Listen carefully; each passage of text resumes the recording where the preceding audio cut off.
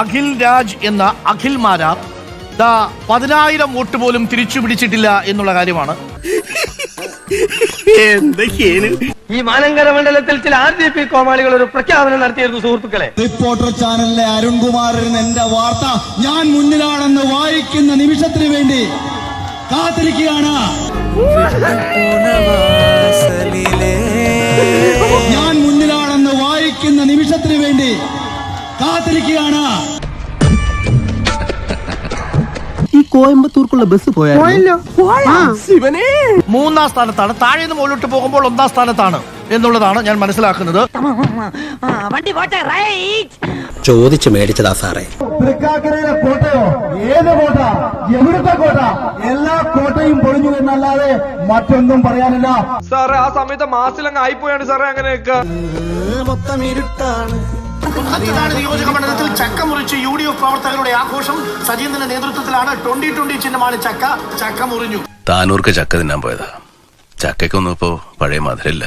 അപ്പൊ ചക്ക വെട്ടി ചക്കയുടെ കാര്യത്തിൽ തീരുമാനമായി. ഓ, നിങ്ങളുടെ സന്തോഷത്തിൽ ഞാൻ ഇടപെടുന്നില്ലേ. എൻജോയ്. ചക്ക മത്സരിച്ച എല്ലാ മണ്ഡലങ്ങളിലും ചക്ക കുരു പോലും കിട്ടിയിട്ടില്ല എന്നുള്ളതാണ്. 2020 അടപടലം. ചക്ക എല്ലാം ചീഞ്ഞുപോയി. സാരമില്ലെന്നേ, അടുത്ത ഇലക്ഷനില്ലേ. അപ്പൊ സന്തോഷമായല്ലോ എല്ലാവർക്കും. ഓക്കെ, ഡോക്ടർ അരുൺകുമാർ, നമ്മൾ ഈ അഖിൽ മാരാരിനൊന്നും ഈ സമയത്ത് അങ്ങനെ പറയാൻ പാടില്ല. ഡോക്ടർ അരുൺകുമാർ, അങ്ങനെയൊക്കെ പറയാൻ പറ്റുമോ? നമ്മള് നാളെയും കാണണ്ടേ? പറയണല്ലോ, ആഗ്രഹം ഉണ്ടെങ്കിൽ നമ്മൾ കൊടുക്കണമല്ലോ. ആഗ്രഹം ഉണ്ടെങ്കിൽ നമ്മൾ പറഞ്ഞേ മതിയാവും.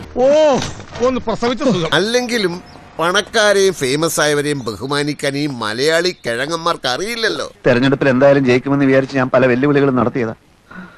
ആകെ അബദ്ധമായി. കൺഫേം ആണോ? അത്ര ആത്മവിശ്വാസമാ? സോമനങ്ങളുടെ കോൺഫിഡൻസ് കാണുമ്പോഴാ എനിക്കൊരാശ്വാസം. ഞാൻ 10 ദിവസം കൂടെ കഴിഞ്ഞാൽ ബിഗ് ബോസിൽ എത്ര ആത്മവിശ്വാസത്തോടു കൂടിയാണോ ഇത്തവണത്തെ കപ്പ് എനിക്കാണെന്ന് ഞാൻ ജൂനിയേഴ്സിനോട് പറഞ്ഞത്, അതേ വിളിക്കും കേട്ടോ.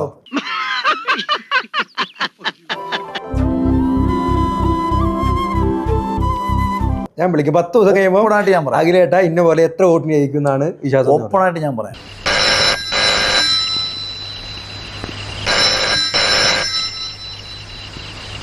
ഇത് മഹേന്ദ്രവർമ്മയുടെ ഫോണാണെങ്കിൽ നീ സംസാരിക്കാതിരിക്കാൻ നല്ലത്. ഞാനൊരു പേര് പറയട്ടെ, രമേശ്. സതീഷ് അങ്ങനെയല്ലേ സനങ്കരനോട് പറഞ്ഞത്? എങ്കിൽ സതീഷ്. കരങ്ങളാലെ തൂക്കി ത്രിവർണ്ണ കരങ്ങളാലെ